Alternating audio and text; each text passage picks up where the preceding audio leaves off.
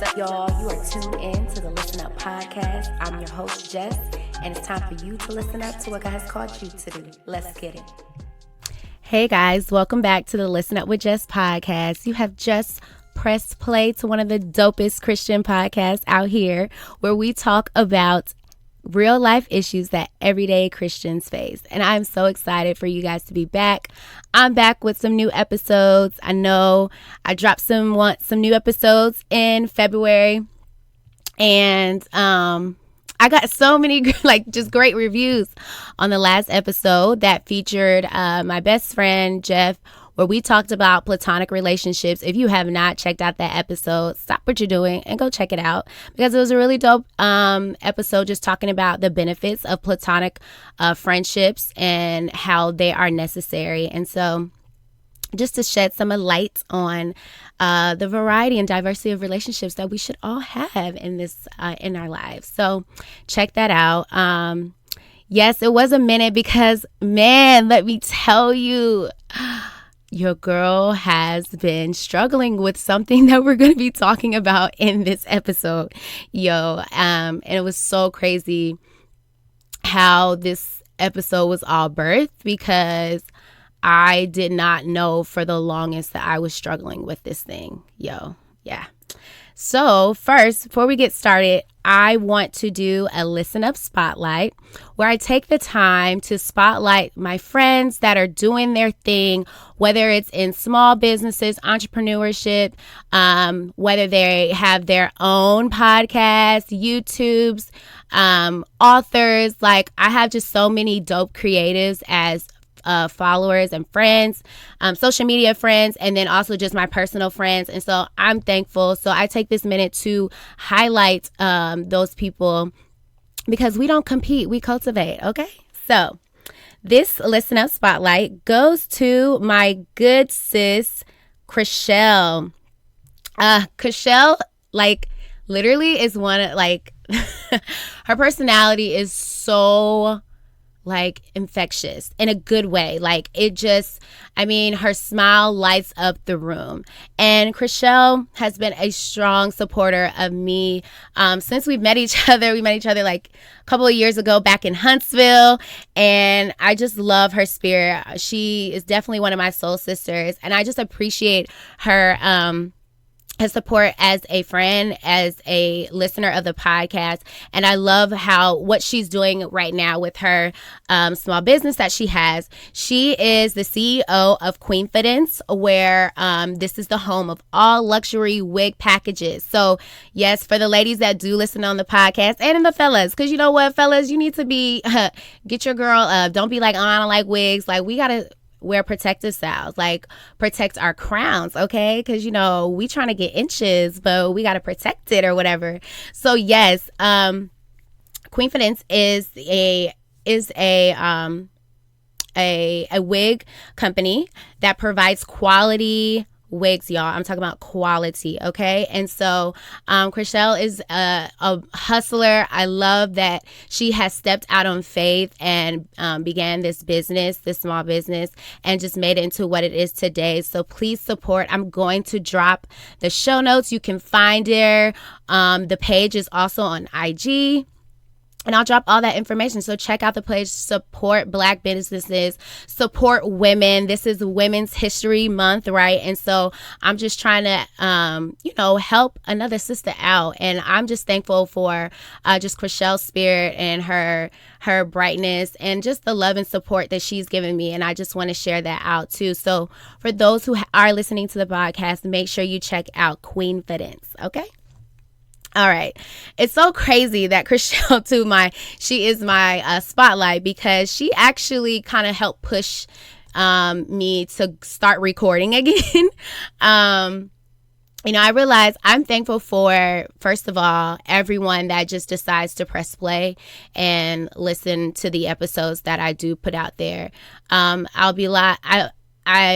would be lying if I would say I'm just always, confident in everything that I do. And, there's not times where I don't feel insecure or feel I start feeling wow, do people really listen up to what I say? You know, is this really a platform where I have people that I don't even know, right? I've recently have come across a lot of people that have started following the podcast and just pressing play. And then, you know, next thing you know, they're like, wow, like this podcast is so dope. I've never met you before, but I feel like I know you. And then I start feeling like, wow, like I think I am making an impact. But I'll be honest, recently, over the last maybe 3 weeks, I have been struggling with just feelings of doubt, right? The self-doubt that just will not let up, y'all. Like the self-doubt would not let up. It's the anxiety of just feeling unworthy, like of having a platform where people actually are listening to what I have to say. I'm not out here just talking out of, you know, my behind where I don't know what I'm talking about. I'm talking about real life experiences, but there's times where I feel like, you know, do people even care about the things that I'm sharing that the Holy Spirit is telling me to share? Because again, this is not all planned out, y'all. Like a lot of these are just spirit-led episodes. There's times where like I'm like overthinking a lot and I want everything to be perfect. I fall into that comparison trap and I'm just struggling and getting out of these feelings, and I don't know what it is. It wasn't until recently I think I was listening to another podcast, and then I would hear the word all the time, imposter syndrome. I hear it all the time. And I don't know if you're familiar with this. You've probably heard. I know a lot of my social workers and, you know, psychologists who are very familiar with the terminology of imposter syndrome. And then there could be some like me that were just like, it sounds so weird. And I was like, I know I'm not struggling with that. But y'all, let me break down this whole imposter syndrome here and how, like, I know I'm not the only one that is struggling with this thing, okay? So imposter syndrome refers to an internal experience of believing that you are not as competent as others perceive you to be. To simply put, imposter syndrome is the experience of feeling like a phony. Like feeling like you just you're a fraud and you're about to get caught. That moment where you're afraid that you're going to be found out that you're a fraud, like you don't belong where you are, or you only got there through like dumb luck or happenstance. And I did not realize, y'all, that I have been struggling years with this imposter syndrome. I mean, I started doing the research and I'm like, yo, wait a minute. So I do be having these feelings, and it increased. I saw my imposter syndrome starting to increase the more and more I was becoming successful in my career, in my ministry, and, you know, and me stepping out and like doing more speaking engagements. I mean, I remember there was one time where I think it was back in 2017. I had a speaking opportunity where I was asked to speak at my church conference, the South Central Conference, youth as a keynote speaker. And so like as one of the sessions, not keynote speaker, but one of the session speakers. And so like I was on a flyer with like these top pastors, like my pastor, and like these other top pastors. And I just was remembering like, what am I doing on here? Like, why would they even ask me? And I was at that age, in 2017, I was, definitely younger. And I remember just feeling so fearful. Like, first of all, I'm young, I'm a woman, and I'm not a pastor. Like, I had no credentials. I felt like, why am I here? Why am I being this, breakout, speaker for thousands of kids that were at this conference? And I just really felt out of place. I felt unworthy. I felt like, no, they have the wrong person. I really don't know what I'd be talking about. And I realized now that more that I'm looking at it, I'm like, oh, I started looking at my past, like when I was younger. And there were times where like, I was a smart kid, right? Common sense smart. I did not like going out of my way to like research, and reading wasn't always easy for me. I struggled with a learning disability with dyslexia for and even now, where I was a struggle reader, and so I used to always be insecure with that, because I'm like, oh, I hated reading out loud. I never wanted to read out loud. It was just like so embarrassing, and there were times where I just felt like, okay, well, because I have this reading disability, I have to really like make up in my speaking, right? And so like, even at a young age, like in middle school and in high school, like I'm always like trying to like, okay, I got to be the best at like any of my presentations, because, they may find out that I really don't know what I'm talking about, or really just don't know I'm really not that smart. I used to think that, and I had all this self-doubt. And I think it was because too, like, younger, I didn't like, there were some teachers that would just, not say the nicest things and weren't encouraging, and really intimidated the fact that, while I wasn't as, I wasn't a straight A student, I definitely wasn't a failing student. And because I had a great mouthpiece, I was still able to move up. I mean, I think look back at my teachers back in like elementary school and middle school, and I know to this day, for them to see how successful I have become, where in my career and in my ministry life and everything, a lot of my teachers were shocked, because they were like, we did not see you. Like, I was just the kind of like the goofy class clown, the mean girl. I just, was doing my own thing, not really listening to adults and things like that, and didn't really take things serious. And I remember just feeling like I had to overcompensate for everything that I did, because I had always this cloud of insecurity of how smart I am, or how, do I really even know what I'm talking about? I'm really good at finessing conversations and finessing projects. And I used to be like, oh my gosh, like, okay, somehow I made it in. Somehow I remember getting accepted into college, and I was like, dang, I really got accepted to Tuskegee. Like, I guess I am kind of smart. Like, those were things I would say to myself as if I was dumb, like, even though I know I wasn't dumb, but because of some of the lies that were told to me, because I didn't have those good words of affirmation growing up from like different teachers in mine and things like that. And because I was so stuck on my past too, because I knew in high school there were times where I just, even though I wasn't like for school wise, I made sure I was always on my studies. But as far as behavior, I was off the chain. So I was just like, didn't think that I could actually like calm myself down to like really get serious and get into a college and like kind of make that transition, that shift.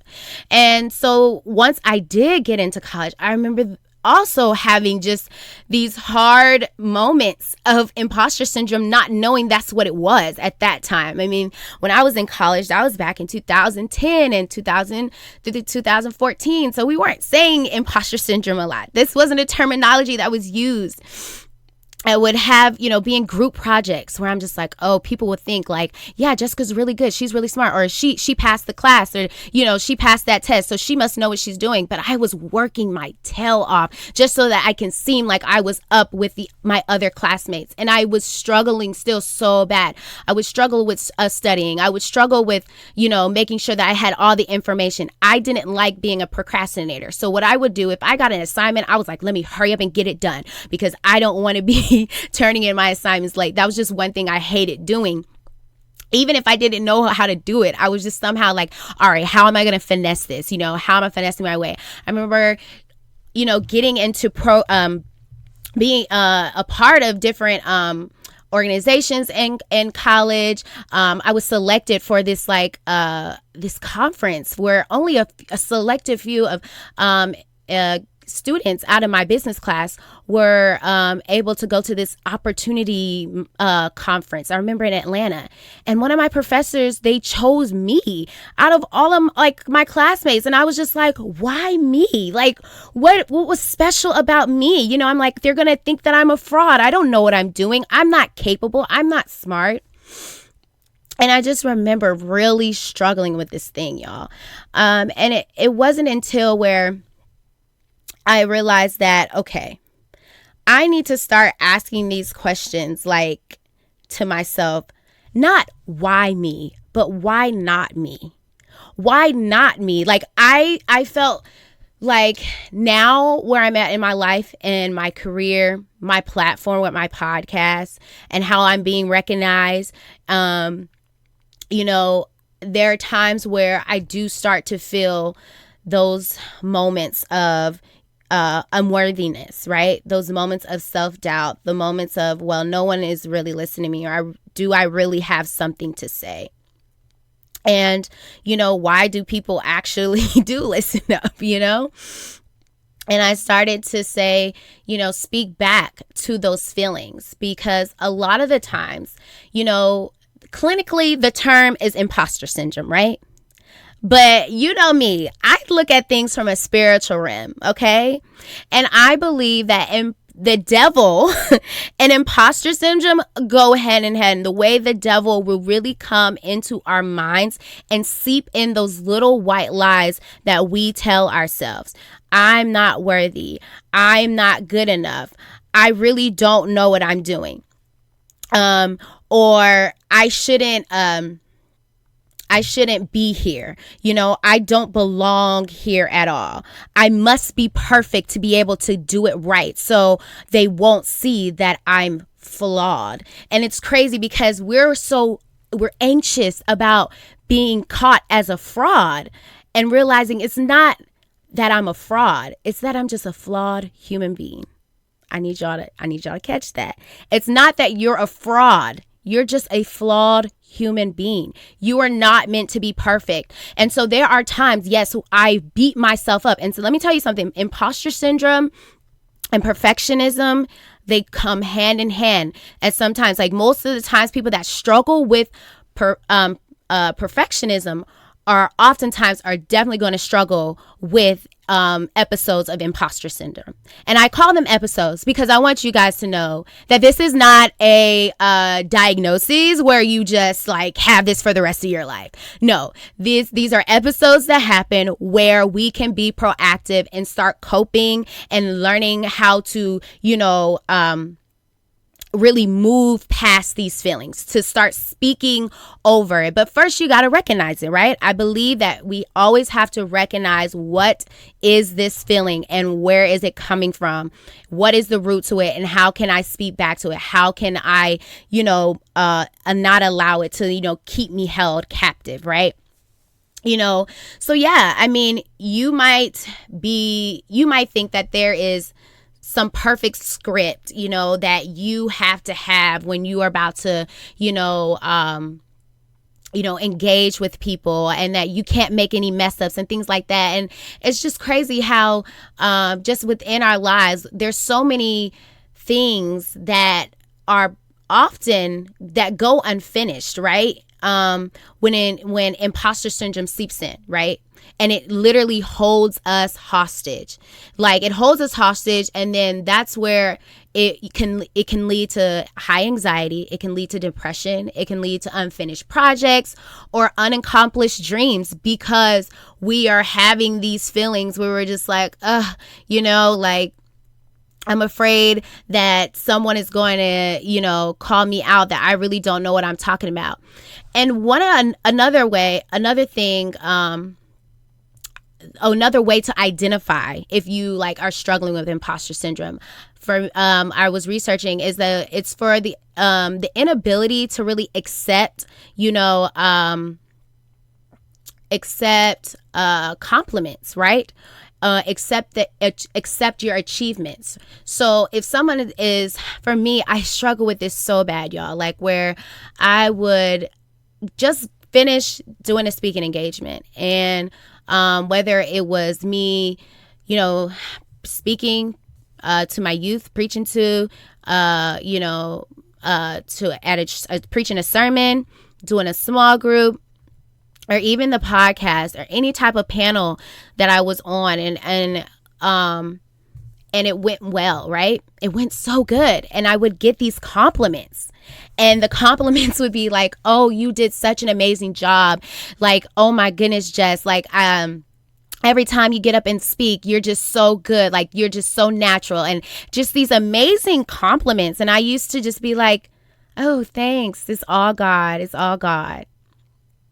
it makes me very uncomfortable to accept compliments. And you know why? Because I don't believe in myself. And then I realized that the easy way for me the easiest ways, and it's a lot of Christians, we do it. We want to say, it's all God, because we still feel incompetent and unworthy to know that God used us. Yes, it is all God. Yes, but God gave you the gift to perform. And so instead of saying it's all God, you still need to recognize, right? Because I get it. I usually say it's all God for humility because I never want to get big headed. But then I also realize I say that too because I'm still very insecure in my gift. I'm very insecure. Like, how can God use something so imperfect and so, rare like me to just be able to speak life and to have these opportunities of success where I just feel like, I just think maybe it was luck, and then there's times where I'm like, oh, I know it ain't luck. It's just all God, but not realizing, no, God gave it to you and he is giving it to you because he knew that you could do it. He knew that you could put the work in it. He knew that you would be intentional and he knew that you would be able to see this thing through. And so there's that fine balance where, yes, you can have humility, but you also have to build up the self-confidence, knowing that God gave it to you, and to acknowledge yourself and to receive those compliments, to receive those achievements, and know that, yes, you know what? I did do a good job. Let me pat myself on the back. Let me give myself my flowers. I need to give my own flowers to me, and realize that this is helping produce the self-confidence that I need. While I have God confidence that is giving me that self-confidence to be able to perform the thing that he has given me.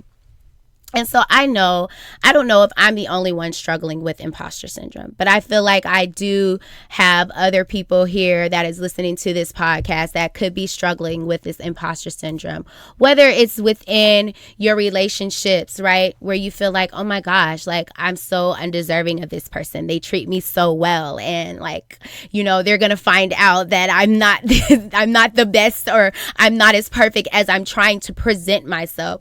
Or in your career where there's times where you've gotten a promotion. You're like, oh my goodness, why did they give me this promotion? I am not ready for this. Why am I even at this boardroom?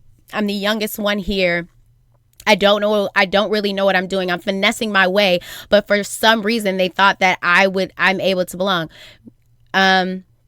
Or maybe if you're someone who is in school, right? In grad school, you just got accepted into grad school, or you're in your medical school or dental schools, or getting your MBA or master's, and you're feeling like, wow, like I really got accepted into this program. Now I really have to prove myself. What if they found out I really don't know what I'm doing? I really don't know what I want to do after I get this degree. I really don't know what direction or what specialty I want to get into. And you start questioning yourself about everything that God had already given you and has put inside of you to perform it and to accomplishment. And he has equipped you. And so, I just want to encourage anybody that is struggling with these characteristics of self-doubt, of anxiety, of fear of failure, right? Of, overachieving and feeling like I got to just keep doing more and more so they don't find out that I really don't know what I'm doing, And remember that the work is already done. One thing that is reminding me and that's helping me cope, right, with this imposter syndrome is remembering and recognizing that I was chosen. I was chosen. Regardless of who chose me, they chose me. They didn't choose the imposter. They chose me. God chose me. The career, the job chose me. The college chose me. The business license, they chose me, right? And so I want to encourage somebody that is struggling with it. It's like, start looking at what are you remembering that you are chosen. You are chosen by God. Therefore, God has already qualified you. He's qualified you in everything. And he's seen your flaws.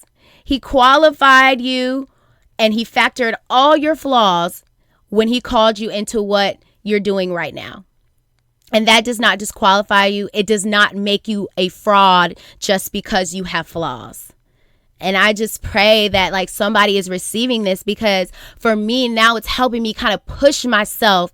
Like I can't allow imposter syndrome to hold me hostage, because if I do that, then that means I'm not going to be able to accomplish everything that God has placed on the inside of me to do for him. But he's chosen me. Therefore, I can do it. I deserve it. I claim it. I am worthy. I am smart.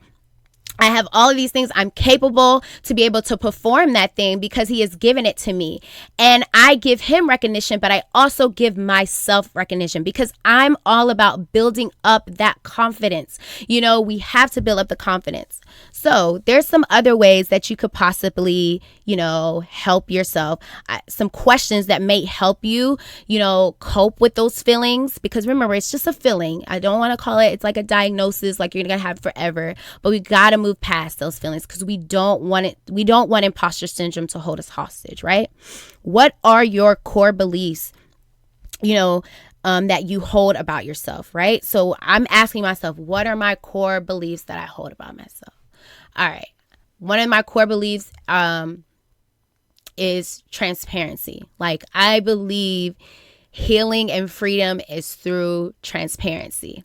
What I know is that I don't want to walk around thinking I have it all together, and I want to be so authentic that I can admit that I don't know. Sometimes I don't know, and that's okay. It's okay. You don't have to know everything. You don't have to be the expert and the SME and everything.